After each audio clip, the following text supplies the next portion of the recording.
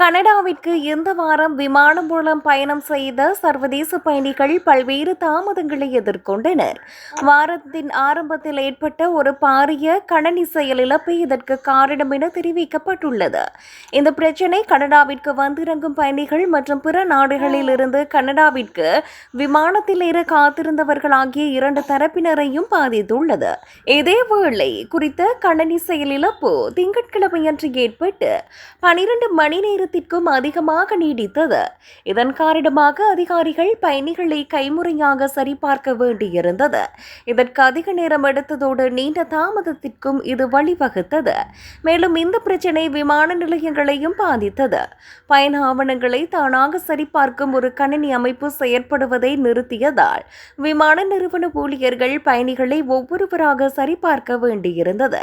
பல அரசு துறைகளை பாதித்த ஒரு பரந்த வலையமைப்பு செயலிழப்புடன் இது தொடர்புடையது என அதிகாரிகள் கூறுகின்றனர்.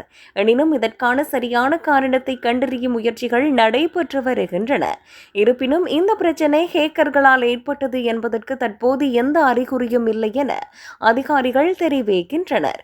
இதேவேளை கடந்த ஆண்டில் ஏற்பட்ட பல கணனி செயலிழப்புகளுக்காக இந்த எல்லை முகமை ஏற்கனவே பல விமர்சனங்களை எதிர்கொண்டது. இந்நிலையில் எல்லை முகமையின் தொழில்நுட்பம் மேம்படுத்தப்பட வேண்டும் என விமர்சகர்கள் கூறுகின்றனர்.